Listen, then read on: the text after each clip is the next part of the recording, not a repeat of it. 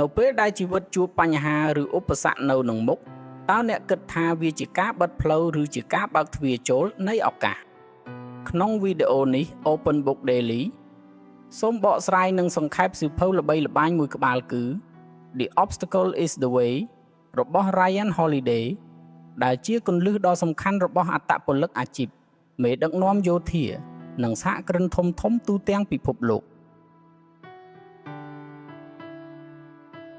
យើងនឹងស្វែងយល់ពីគោលការណ៍ស្នូលទាំង3របស់ទស្សនវិជ្ជា Stoicism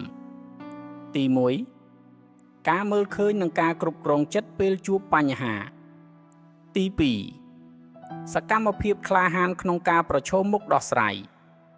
ទី3ឆន្ទៈដែកថែបដែលគ្មានអ្វីអាចបំផ្លាញបានតាមរយៈរឿងរ៉ាវពិតរបស់បុគ្គលល្បីៗដូចជា Marcus Aurelius, John D. Rockefeller, Thomas Edison និងអ្នកដទៃផ្សេងទៀត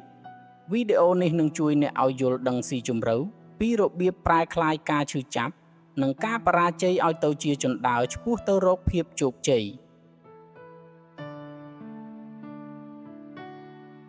កុំភ្លេច Subscribe, Like និង Share ដើម្បីគាំទ្រក្រុមការងារ Open Book Daily នៅពេលនេះតើអ្នកកំពុងប្រឈមមុខនឹងឧបសគ្គអ្វីខ្លះអ្នកអាចចែករំលែកជាមួយគ្នាបាននៅផ្នែក comment ខាងក្រោមវីដេអូនេះអ្នកសាកស្រមៃមើលអ្នកកំពុងធ្វើដំណើរលើផ្លូវមួយសុកស្រាប់តែមានដុំថ្មយក្សមួយធ្លាក់មកបិទផ្លូវជិតឈឹងឡើងលើវាក៏មិនរួចចង់បកក្រោយក៏មិនបានដើរវាងក៏មិនផុតនៅចំពោះមុខអ្នកគឺមានតែដុំថ្មធំរារាំងផ្លូវអ្នកនឹងឯងទង្វើរបៀបនេះហើយគឺជាវិញ្ញាសាដែលជីវិតតែងតែដាក់មកលើយើងអាចជាការបាត់បង់ការងារភ្លាមទំនាក់ទំនងដែលប្រេះស្រាំជំងឺដែលមិនបានស្មានទុកឬការបរាជ័យក្នុងមុខជំនួញដែលខាតបង់អស់ដើមទុនពីខ្លួនសំណួរដ៏សំខាន់នៅពេលនេះមិនមែនត្រូវសួរថាហេតុអ្វីបានជាដុំថ្មនេះធ្លាក់មកចំផ្លូវរបស់ខ្ញុំនោះទេតែសំណួរពិតប្រាកដគឺតើខ្ញុំត្រូវធ្វើអ្វីបន្តជាមួយដុំថ្មមួយនេះ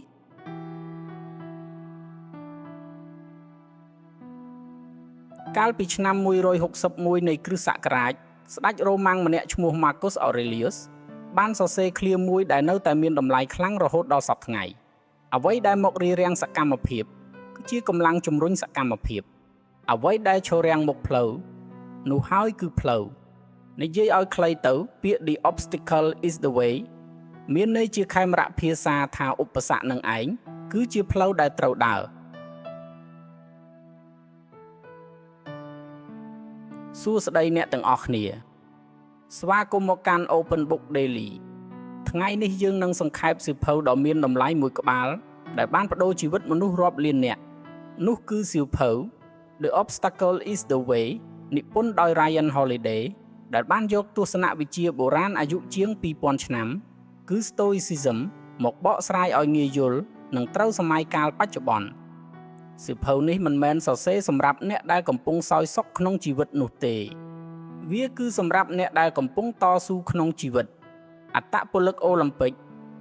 អ្នកដឹកនាំឬ CEO ក្រុមហ៊ុនធំសុទ្ធតែអានវាដើម្បីឆ្លងកាត់គ្រាដ៏លំបាកបំផុតថ្ងៃនេះខ្ញុំនឹងនាំយកគន្លឹះស្នូលទាំង3ពីសៀវភៅនេះមកបង្ហាញដើម្បីបដូរវិធីគិតរបស់អ្នកពេលជួបបញ្ហាសូមតាមដានទស្សនានិងស្ដាប់រហូតដល់ចប់ព្រោះផ្នែកចុងក្រោយគឺពិតជាមានអត្ថន័យខ្លាំងណាស់លោក Ryan Holiday បានស្រង់យកគំនិតស្នូលពីស្ដេច Marcus Aurelius និងទស្សនវិទូ Stoic ផ្សេងទៀតដូចជា Epictetus និង Seneca មកបែងចែកជា3ដំណាក់កាលងាយៗដែលយើងអាចយកមកប្រើដើម្បីបំបែករាល់ឧបសគ្គទី1 Perception ការយល់ឃើញរបៀបដែលយើងមើលនិងបកស្រាយបញ្ហាទី2 Action សកម្មភាពអ្វីដែលយើងត្រូវធ្វើដើម្បីតតាំងនិងដោះស្រាយបញ្ហានោះទី3 Will ឆន្ទៈកម្លាំងចិត្តពីខាងក្នុងដែលជួយឲ្យយើងទ្រាំទ្របានទោះមានរឿងអ្វីកើតឡើងក៏ដោយចំណុចទាំង3នេះមិនមែនដើរដាច់ពីគ្នាទេ តែវាប្រៀបដូចជាខួរក្បាលដៃជើងនិងបេះដូងដែលត្រូវធ្វើការងារជាមួយគ្នាដើម្បីប្រែក្លាយអ្នកឲ្យទៅជាមនុស្សម្នាក់ដែលគ្មានឧបសគ្គណាមួយអាចផ្ដួលរំលំបានឡើយឥឡូវនេះយើងចាប់ផ្ដើមស្វែងយល់ពីផ្នែកទី1ដែលជាគ្រឹះដ៏សំខាន់បំផុតគឺ perception ជំពូកទី1 perception ការគ្រប់គ្រងចិត្តព្រឹត្តិការណ៍និងប្រតិកម្មគឺជារឿងពីរផ្សេងគ្នាទស្សនវិទូ Epictetus ធ្លាប់បាននិយាយប្រយោគមួយដ៏គួរឲ្យចាប់អារម្មណ៍ថាវាមិនមែនជាអ្វីដែលកើតឡើងចំពោះយើងទេដែលធ្វើឲ្យយើងឈឺចាប់តែវាជាការគិតនិងការវិនិច្ឆ័យរបស់យើងទៅវិញទេដែលធ្វើឲ្យយើងឈឺចាប់នេះហើយជាបេះដូងរបស់ទស្សនវិជ្ជា Stoicism រឿងរ៉ាវអាក្រក់ៗដែលកើតឡើងលើជីវិតយើងមិនថារឿងបាត់បង់ការងារវិបត្តិសេដ្ឋកិច្ចឬការបោះបង់ចោលពីមនុស្សជាទីស្រឡាញ់គឺសុទ្ធតែគ្មានទម្ងន់ល្អឬអាក្រក់ដោយខ្លួនឯងនោះទេតម្លៃនិងទម្ងន់របស់វាគឺអាស្រ័យលើរបៀបដែលចិត្តយើងកំណត់ន័យលើវាតែប៉ុណ្ណោះ Ryan Holiday បានលើកយកឧទាហរណ៍របស់ John D. Rockefeller ដែលជាមហាសេដ្ឋីមានលុយស្ដុកស្ដំបំផុតម្នាក់ក្នុងប្រវត្តិសាស្ត្រអាមេរិក Rockefeller ធំធាត់ឡើងក្នុងគ្រួសារក្រលំបាកមានឪពុកជាមនុស្សមិនសូវល្អតែងតែចាកចេញពីផ្ទះចោលគ្រួសារគាត់ត្រូវចាប់ផ្ដើមធ្វើការតាំងពីអាយុ16ឆ្នាំជាស្មានគណនេយ្យតូចមួយដែលទទួលបានប្រាក់ខែតិចតួចចូលដល់ឆ្នាំ1857ដែលជាឆ្នាំវិបត្តិសេដ្ឋកិច្ចដ៏ធ្ងន់ធ្ងរបំផុតមួយក្នុងប្រវត្តិសាស្ត្រអាមេរិកហៅថា Panic of 1857 ធនាគារជាច្រើនបានខ្សែធនក្រុមហ៊ុនរាប់ពាន់ត្រូវបិទទ្វារហើយមនុស្សម្នាមានភាពភ័យខ្លាចជាខ្លាំងប៉ុន្តែ Rockefeller ដែលពេលនោះទើបតែមានអាយុប្រហែល18ឆ្នាំបានសរសេរក្នុងកំណត់ហេតុថានេះគឺជាមេរៀនដ៏មានតម្លៃបំផុតគាត់មិនបានមើលឃើញវិបត្តិនេះជាចំណុចបញ្ចប់នោះទេតែគាត់មើលវាថាជាសាលារៀនទៅវិញជាលទ្ធផលជំនួសឲ្យការរត់គេចដោយភ័យស្លន់ស្លោដោយគេឯង Rockefeller បានឆ្លៀតយកវិបត្តិនេះជាឱកាសរៀនសូត្រពីរបៀបគ្រប់គ្រងហានិភ័យនិងសាងភាពរឹងមាំឲ្យខ្លួនឯងគាត់មិនអាចផ្លាស់ប្ដូរស្ថានភាពខាងក្រៅបានទេប៉ុន្តែគាត់ផ្លាស់ប្ដូរការយល់ឃើញឬ perception របស់ខ្លួនឯងបង្កើតគម្លាតរវាងអារម្មណ៍និងហេតុផល Ryan Holiday បានបង្រៀនថាជំហានដំបូងនៃការគ្រប់គ្រង perception គឺការបង្កើតគម្លាតឲ្យបានរវាងព្រឹត្តិការណ៍និងអារម្មណ៍ភ្លាមៗរបស់អ្នកពេលមានរឿងអាក្រក់កើតឡើងធម្មជាតិខួរក្បាលយើងតែងតែរងប្រតិកម្មភ្លាមៗដូចជាខឹងភ័យខ្មាស់អៀនឬអស់សង្ឃឹមប៉ុន្តែការឆ្លើយតបរបៀបនេះគឺចេញពីអារម្មណ៍សុទ្ធសាធមិនមែនចេញពីការគិតដែលមានហេតុផលនោះទេ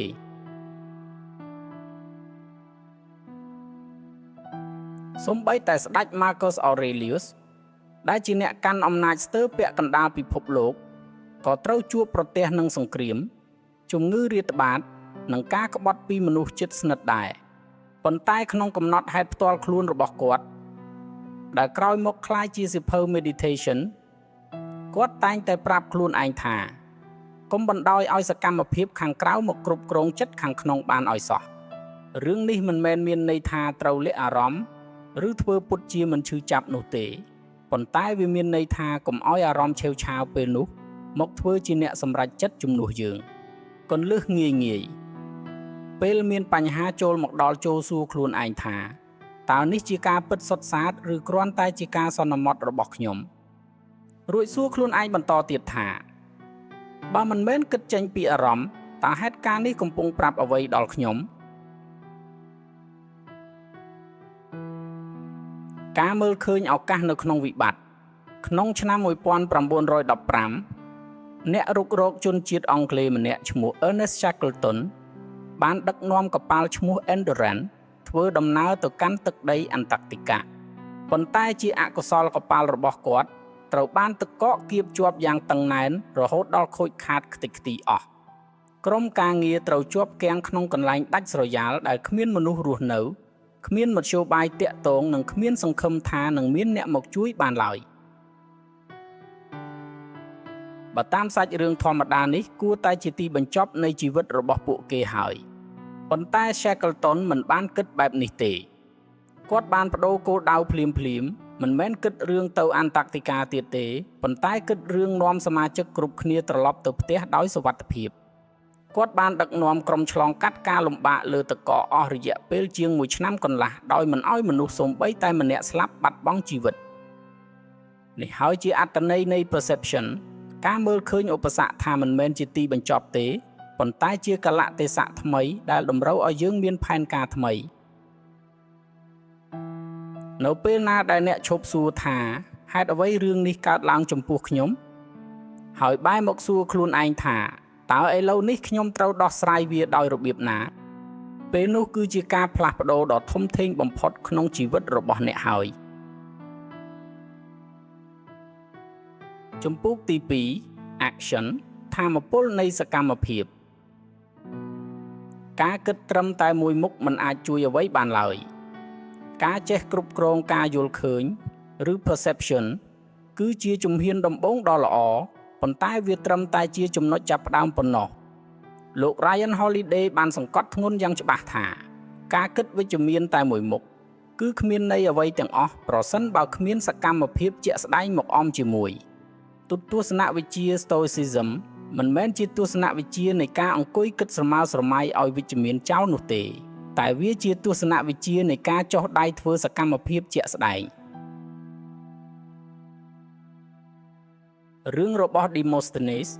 ពីមនុស្សនិយាយមិនច្បាស់ទៅជាវាគ្មិនដ៏ឆ្នើមសូមស្គាល់ Demosthenes ដែលជាកូនកំព្រាម្នាក់កើតមកមានបញ្ហានិយាយមិនច្បាស់ព្រោះសំឡេងគាត់តូចហើយខ្សោយទៀតផងតែគាត់មានក្តីស្រមៃចង់ក្លាយជាអ្នកនិយាយសាធារណៈពេលគាត់ឡើងនិយាយជាលើកដំបូងគាត់ត្រូវគេសើចចំអកនិងបណ្ដេញចេញពីឆាកយ៉ាងអាម៉ាស់បើតាមការគិតរបស់មនុស្សទូទៅនេះគួរតែជាទីបញ្ចប់នៃក្តីសុបិនរបស់គាត់ហើយប៉ុន្តែ Demosthenes បានជ្រើសរើសធ្វើអ្វីដែលប្លែកពីគេគាត់យកបញ្ហាចំណុចខ្សោយរបស់ខ្លួនឯងមកធ្វើជាកម្មវត្ថុនៃការហ្វឹកហាត់គាត់បានយកដុំថ្មមកដាក់ក្នុងមាត់រួចហាត់និយាយទាល់តែច្បាស់ល្អគាត់រត់ឡើងភ្នំខ្ពស់រួចស្រែកខ្លាំងៗទាំងដង្ហើមញាប់ដើម្បីពង្រីកកម្លាំងសួតនិងសម្លេងរបស់ខ្លួនគាត់ថែមទាំងកោរសក់ក្បាលមួយជំហៀងដើម្បីបង្ខំខ្លួនឯងឲ្យគ្មានមុខមាត់ចេញក្រៅដើម្បីផ្ដោតអារម្មណ៍លើការហ្វឹកហាត់តែម្យ៉ាងគត់ជាលទ្ធផល Demosthenes បានប្រែខ្លួនក្លាយជាអ្នកនិយាយសាធារណៈដ៏ល្បីល្បាញនិងអស្ចារ្យបំផុតម្នាក់ក្នុងប្រវត្តិសាស្ត្រក្រិកបុរាណ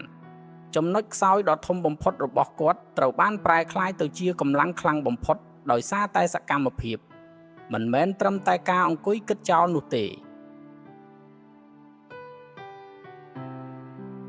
ចាប់ផ្ដើមពីកន្លែងដែលអ្នកឈរដោយប្រើអ្វីដែលអ្នកមានអតីតប្រធានាធិបតីអាមេរិកលោក Theodore Roosevelt ធ្លាប់បានពោលពាក្យមាសមួយឃ្លាថាចូលធ្វើអ្វីដែលអ្នកអាចធ្វើបានដោយប្រើប្រាស់អ្វីដែលអ្នកមាននៅកន្លែងដែលអ្នកកំពុងឈរនេះជាគំនិតដែលយើងត្រូវស្វែងយល់ឲ្យច្បាស់លាស់ព្រោះមនុស្សភាគច្រើនតែងតែរងចាំពេលវេលាដ៏ល្អឥតខ្ចោះឬធនធានដែលគ្រប់គ្រាន់រួចជាស្រេចមុននឹងហ៊ានចាប់ផ្ដើមធ្វើអ្វីមួយប៉ុន្តែការពិតគឺថាពេលវេលាបែបនោះមិនធ្លាប់មានឡើយមនុស្សដែលទទួលបានជោគជ័យគឺអ្នកដែលហ៊ានចុះដៃធ្វើសកម្មភាពភ្លាមជាមួយអ្វីដែលមាននៅក្នុងដៃពេលនេះបំបែកការងារជាជំហានតូចៗជំនួសឲ្យការភ័យខ្លាចភាពធំដុំពេលដែលឧបសគ្គហាក់បីដូចជាធំធេងហួសពីស្មារតីដែលអាចទទួលយកបានកុំព្យាយាមគិតរឿងដោះស្រាយវាទាំងមូលក្នុងពេលតែមួយឲ្យសោះចូលរៀនពុះចែកវាជាចំណែកតូចៗហើយដោះស្រាយវាម្ដងបន្តិចវិធីសាស្ត្រនេះហើយដែល Ulysses S. Grant ធ្លាប់បានប្រើប្រាស់ក្នុងអំឡុងពេលសង្គ្រាមស៊ីវិលអាមេរិកពេលដែលកងទ័ពរបស់គាត់ជាប់គាំងក្នុងព្រៃជ្រៅដ៏ស្មុគស្មាញដោយគ្មានផែនទីច្បាស់លាស់និងស្ថិតក្នុងស្ថានភាពងងឹតសូន្យសង Grant មិនបានគិតពីរូបភាពធំនៃសមរភូមិទាំងមូលឡើយគាត់គ្រាន់តែផ្ដោតអារម្មណ៍ទៅលើជំហានបន្ទាប់តែមួយគត់ដែលនៅចំពោះមុខគាត់ជំហានតូចៗដែលធ្វើឡើងម្ដងបន្តិចនេះហើយដែលនៅទីបំផុតនាំគាត់ទៅរកជ័យជំនះចាត់ទុកឧបសគ្គជាការវឹកហាត់កាយសម្បទាពេលអត្តពលិកចូលសាលហាត់ប្រាណដើម្បីលើកដុំដែកធ្ងន់ ពួកគេមិនដែលចាត់ទុកដែកទម្ងន់ធ្ងន់ទាំងនោះជាសត្រូវដែលត្រូវបំផ្លាញចោលទេផ្ទុយទៅវិញពួកគេចាត់ទុកវាជាឧបករណ៍សម្រាប់បង្កើតសាច់ដុំឲ្យរឹងមាំលោក Ryan Holiday បានណែនាំឲ្យយើងយកគំនិតនេះមកប្រើប្រាស់ចំពោះឧបសគ្គក្នុងជីវិតរាល់បញ្ហាដែលចូលមកដល់គឺគ្រាន់តែជាដុំដែកដែលនឹងជួយបណ្ដុះបណ្ដាលឆ្អឹងខ្នងនិងស្មារតីរបស់អ្នកឲ្យកាន់តែរឹងមាំជាងមុនប្រសិនបើអ្នកជ្រើសរើសស្ម័គ្រចិត្តលើកវាជំនួសឲ្យការរត់គេចសំណួរដែលអ្នកត្រូវសួរខ្លួនឯងនៅពេលនេះគឺតើមានជំហានតូចមួយណាដែលខ្ញុំអាចធ្វើបាននៅថ្ងៃនេះដើម្បីរំកិលខ្លួនទៅមុខទេចូលចាប់ផ្ដើមធ្វើទោះបីជាវាមានទំហំតូចប៉ុណ្ណាក៏ដោយជំពូកទី3 Will ឆន្ទៈដែលមិនអាចបំបែកបានបន្ទាយចុងក្រោយដែលគ្មាននរណាម្នាក់អាចដកហូតបានលោក Ryan Holiday បានពណ៌នាពាក្យថា Will ឬឆន្ទៈថាជាបន្ទាយចុងក្រោយរបស់យើងម្នាក់អ្នកអាចនឹងបាត់បង់គ្រប់យ៉ាងក្នុងជីវិតដូចជាលុយកាក់សុខភាពការងារឬសេចក្តីស្រឡាញ់ប៉ុន្តែមានរឿងមួយដែលគ្មាននរណាម្នាក់អាចឆក់យកពីអ្នកបានឡើយលើកលែងតែអ្នកជាអ្នកយល់ព្រមបោះបង់វាដោយខ្លួនឯងនោះគឺការសម្រេចចិត្តរបស់អ្នកចំពោះរបៀបដែលត្រូវឆ្លើយតបនឹងជោគវាសនាលោក Viktor Frankl ដែលជាអ្នកចិត្តវិទូនិងជាជនរស់រានមានជីវិតពីជំរំឃុំឃាំងដ៏ឃោរឃៅក្នុងសង្គ្រាមលោកលើកទី2ធ្លាប់បានសរសេរក្នុងសៀវភៅរបស់គាត់ថាអ្វីគ្រប់យ៉ាងអាចត្រូវបានគេយកចេញពីមនុស្សម្នាក់លើកលែងតែរឿងមួយប៉ុណ្ណោះគឺសេរីភាពចុងក្រោយរបស់មនុស្សក្នុងការជ្រើសរើសអកប្បកិរិយារបស់ខ្លួនឯងក្នុងគ្រប់កលៈទេសៈទាំងអស់នេះហើយជាគំនិតស្នូលនៃឆន្ទៈឬ Will ក្នុងទស្សនវិជ្ជា Stoicism រឿងរបស់ Erwin Rommel រក្សាឆន្ទៈក្នុងពេលខ្យល់បោកបក់ខ្លាំងលោក Ryan Holiday បានលើកយកឧទាហរណ៍របស់ Erwin Rommel ដែលជាមេទ័ពអាល្លឺម៉ង់ដ៏ល្បីល្បាញម្នាក់មានពេលមួយដែលគាត់ត្រូវស្ថិតក្នុងស្ថានភាពអាក្រក់បំផុតខ្វះខាតទាំងស្បៀងសម្ភារៈសង្គ្រាមនិងកម្លាំងទ័ពហើយត្រូវប្រឈមមុខនឹងសត្រូវដែលមានអានុភាពខ្លាំងជាងច្រើនដងប៉ុន្តែ Rommel មិនដែលបោះបង់ឆន្ទៈរបស់ខ្លួនឡើយគាត់នៅតែបន្តស្វែងរកមធ្យោបាយនិងផ្លូវថ្មីជានិច្ចទោះបីជាពេលនោះឱកាសស្ទើរតែគ្មានសល់ក៏ដោយចំណុចសំខាន់គឺថាជោគជ័យឬបរាជ័យខាងក្រៅមិនមែនជាកត្តាកំណត់ទាំងស្រុងនោះទេប៉ុន្តែវាអាស្រ័យលើឆន្ទៈខាងក្នុងរបស់អ្នកថាតើវាត្រូវបានកាត់ផ្តាច់ឬនៅតែរឹងមាំដដែលទោះបីអ្នកស្ថិតក្នុងស្ថានភាពបែបណាក៏ដោយការទទួលយកនិងស្រឡាញ់វាសនាឬ amor fati ទស្សនវិទូស្តូចមានជំនឿមួយលើឃ្លាឡាតាំងថា amor fati ដែលមានន័យថាការស្រឡាញ់វាសនារបស់អ្នកឃ្លានេះមិនមែនចង់និយាយថាត្រូវអង្គុយអសកម្មហើយទទួលយកគ្រប់រឿងដោយប្រងើយកន្តើយនោះទេតែវាមានន័យថាត្រូវទទួលយកការពិតដែលកើតឡើងដោយមិនបាច់តវ៉ាឬអន់ចិត្តហើយប្រែក្លាយវាឲ្យទៅជាឥន្ធនៈសម្រាប់ជំរុញការរីកចម្រើនលោក Ryan Holiday បានបង្ហាញឧទាហរណ៍របស់ Thomas Edison ដែលជាអ្នកបង្កើតអំពូលភ្លើងអគ្គិសនីក្នុងឆ្នាំ1914រោងចក្រដ៏ធំរបស់ Edison ត្រូវបានភ្លើងឆេះខ្ទេចខ្ទីអស់ទាំងស្រុងដោយបង្កការខូចខាតដល់ការស្រាវជ្រាវជាច្រើនឆ្នាំកូនប្រុសរបស់គាត់បានរត់មកប្រាប់ទាំងភ័យស្លន់ស្លោប៉ុន្តែ Edison ដែលពេលនោះមានអាយុជាង60ឆ្នាំទៅហើយបានតបយ៉ាងស្រួលថារត់ទៅហៅម៉ែឯងមកឲ្យមើល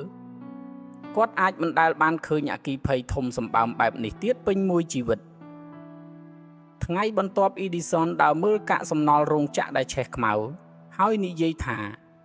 មានតម្លៃដ៏មហាសាលនៅក្នុងគ្រោះមហន្តរាយនេះកំហុសឆ្គងទាំងប៉ុន្មានរបស់យើងត្រូវបានភ្លើងឆេះបំផ្លាញអស់ហើយសូមអរគុណព្រះជាម្ចាស់ដែលធ្វើឲ្យយើងអាចចាប់ផ្ដើមសារជាថ្មីបានត្រឹមតែ3សប្តាហ៍ក្រោយមក Edison ក៏បានបញ្ចេញផលិតផលថ្មីមួយដែលក្រោយមកបានក្លាយជាប្រភពចំណូលដ៏ធំបំផុតរបស់ក្រុមហ៊ុនគាត់នេះហើយជាអត្ថន័យពិតប្រាកដនៃ Will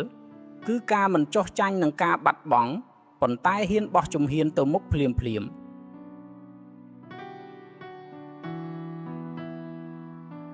ការច្របាច់ដំណាក់កាលទាំង3ចូលគ្នាដំណាក់កាលទី1 perception ជួយឲ្យអ្នកមើលឃើញឧបសគ្គដោយភាពច្បាស់លាស់មិនមានអារម្មណ៍ភ័ន្តច្រឡំមករំខានដំណាក់កាលទី2 action ជួយអ្នកបំផ្លែងទស្សនៈច្បាស់លាស់នោះឲ្យទៅជាសកម្មភាពជាក់ស្ដែងដើម្បីរំកិលទៅមុខដំណាក់កាលទី3 will ជួយអ្នកឲ្យមានភាពរឹងមាំនិងអត់ធ្មត់ទោះបីជាអ្វីមិនដើរតាមផែនការក៏ដោយទាំង3ចំណុចនេះដើរតួជាវដ្តនៃរង្វង់ដ៏រឹងមាំចាប់ផ្ដើមពីឃើញច្បាស់បន្ទាប់មកចុះដៃធ្វើបន្ទាប់មកទៀតអត់ធ្មត់តស៊ូរួចក៏វិលមកចាប់ផ្ដើមឃើញច្បាស់សារជាថ្មីហើយអ្នកនឹងកាន់តែប្រសើរជាងមុនគន្លឹះជាក់ស្ដែងចំនួន5ចំណុចដែលអ្នកអាចយកទៅអនុវត្តបានភ្លាមគន្លឹះទី1សរសេររោគវិនិច្ឆ័យបញ្ហាដោយអព្យាក្រឹតពេលមានរឿងកើតឡើងឈប់ប្រើពាក្យបែបអន់ចិត្តឬតូចចិត្តតែត្រូវសរសេរវាឡើងវិញជាសេចក្តីពិតសុទ្ធសាធឧទាហរណ៍ជំនួសឲ្យពាក្យខ្ញុំបរាជ័យធ្ងន់ធ្ងរហើយផ្លាស់មកជាអាជីវកម្មខាតបង់ក្នុងត្រីមាសនេះគន្លឹះទី2កំណត់ជំហានតូចបំផុតក្នុង24ម៉ោងកុំគិតរឿងដោះស្រាយបញ្ហាធំទាំងមូលក្នុងពេលតែមួយតែត្រូវគិតរឿងធ្វើសកម្មភាពតូចមួយដែលអាចធ្វើបានភ្លាមសិននៅថ្ងៃនេះគន្លឹះទី3ចូលសួរសំណួរស្តូអ៊ិកប្រចាំថ្ងៃរៀងរាល់ព្រឹកសួរខ្លួនឯងថាតើអ្វីខ្លះស្ថិតក្រោមការគ្រប់គ្រងរបស់ខ្ញុំហើយអ្វីខ្លះទៀតនៅក្រៅការគ្រប់គ្រងរបស់ខ្ញុំរួចផ្ដោតកម្លាំងធ្វើលើកិច្ចការទី1ដែលស្ថិតនៅក្រោមការគ្រប់គ្រងរបស់អ្នកគន្លឹះទី4ការចេះស្រមៃទុកមុនពីឧបសគ្គចូលរៀបចំស្មារតីគិតទុកជាមុនថាតើអ្វីខ្លះអាចនឹងខុសប្រក្រតីក្នុងសប្តាហ៍នេះដើម្បីកុំឲ្យពេលមានបញ្ហាកើតឡើងពិតប្រាកដអ្នកត្រូវភ្ញាក់ផ្អើលគន្លឹះទី5បង្កើតកំណត់ត្រាជោគជ័យក្នុងឧបសគ្គរៀងរាល់ចុងសប្តាហ៍ចូលចងក្រងទុកនៅបញ្ហាដែលអ្នកបានឆ្លងកាត់និងវិធីដែលអ្នកដោះស្រាយបញ្ហាទាំងនោះដើម្បីកសាងទំនុកចិត្តឲ្យខ្លួនឯងកាន់តែខ្លាំងឡើងសូមក្រឡេកមើលដុំថ្មយក្សដែលយើងបាននិយាយគ្នានៅដើមវីដេអូសារជាថ្មីតើអ្នកនៅតែគិតថាវាជាការបិទផ្លូវទៀតទេលោក Ryan Holiday បានបង្រៀនយើងថាដុំថ្មនោះមិនមែនជាទីបញ្ចប់ឡើយតែវាគឺជាសម្ភារៈសំណង់អ្នកមានជម្រើសពីរសម្រាប់ជ្រើសរើសមួយគឺអង្គុយយំសោកសៅនៅនឹងមុខវាពីរគឺចាប់ផ្ដើមរុញឬរៀបចំកែច្នៃវាដើម្បីធ្វើជាជណ្ដើរនាំអ្នកឡើងទៅកាន់កំពូលភ្នំជីវិតមិនដែលរៀបចំផ្លូវស្រួលឲ្យយើងដើរគ្រប់ពេលនោះទេប៉ុន្តែជីវិតតែងតែផ្ដល់នូវជម្រើសឲ្យយើងជានិច្ចមិនថាជាការមើលឃើញការធ្វើសកម្មភាពឬការតស៊ូអត់ធ្មត់នោះទេមិនថាអ្នកកំពុងជួបប្រទះរឿងអ្វីក្នុងពេលនេះនោះទេមិនថាការបាត់បង់ការងារបញ្ហាគ្រួសារឬវិបត្តិហិរញ្ញវត្ថុសូមអ្នកចាំថាឧបសគ្គនោះមិនមែនជាទីបញ្ចប់នៃសាច់រឿងរបស់អ្នកឡើយវាគ្រាន់តែជាជំពូកមួយប៉ុណ្ណោះហើយអ្នកផ្ទាល់នេះឯងគឺជាអ្នកកាន់ប៊ិចសរសេរជំពូកបន្តបន្ទាប់ទៀតមានឃ្លាមួយដែល Marcus Aurelius ធ្លាប់បានសរសេរទុកកាលពីជាង 2000 ឆ្នាំមុនដុំថ្មធំដែលមករារាំងផ្លូវថ្ងៃក្រោយវានឹងក្លាយជាដុំថ្មដែលអ្នកឈរនៅលើកំពូលរបស់វាឧបសគ្គមិនមែនជាសត្រូវរបស់អ្នកទេតែវាគឺជាគ្រូដ៏ល្អបំផុតរបស់អ្នកប្រសិនបើវីដេអូនេះមានប្រយោជន៍សូមជួយចុច like គាំទ្រពួកយើង Subscribe ដើម្បីទទួលបានការសង្ខេបសៀវភៅថ្មីជារៀងរាល់សប្តាហ៍និង Share វីដេអូនេះទៅកាន់មនុស្សដែលអ្នកស្រឡាញ់សូមអរគុណច្រើនសម្រាប់ការតាមដានទស្សនាជាមួយ Open Book Daily ជួបគ្នាម្ដងទៀតក្នុងវីដេអូសង្ខេបសៀវភៅក្រោយ